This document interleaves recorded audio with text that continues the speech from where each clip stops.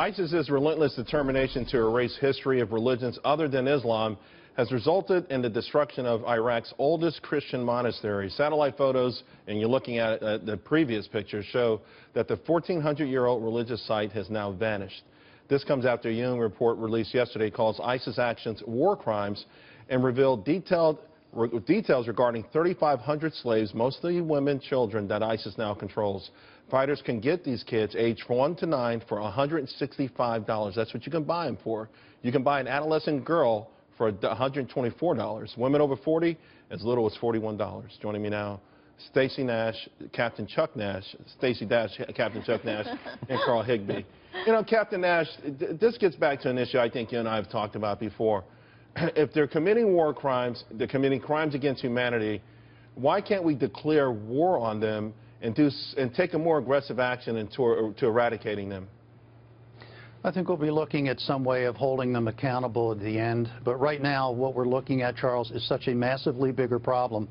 And that is, we're looking at a civil war inside of Islam that we've talked about, which is the Sunni-Shia civil war. But we're also looking at a fracture and a war inside of Sunni Islam. And now you've got ISIS saying they are the ones who are the true believers. They are the ones who are leading the Reformation, if you will, that Wahhab started in Saudi Arabia. So those who say, well, maybe they would soften up if they could just have a Reformation, they've had their Reformation. And the ISIS and Abu Bakr al-Baghdadi are taking the leadership and saying, we are the true believers, and this is how the true believers act. And if you don't believe that, we'll kill you as well as the Christians and the Jews. Carl Higbie, this war that Captain Nash talks about, though, goes back to 632 A.D. Yeah. Essentially, Muhammad died without a, any kind of instructions on who was going to carry on.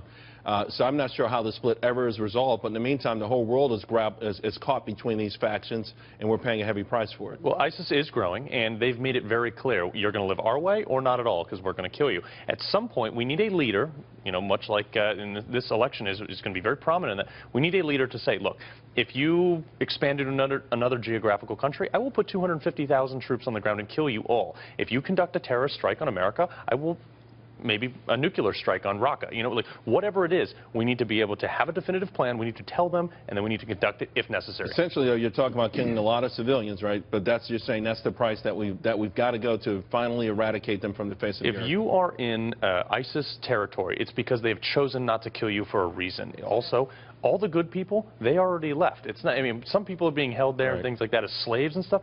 Sorry. Stacey, let's talk about that. Women over 40 sold for $41. The crimes against humanity, what do you make of this? I think it's evil.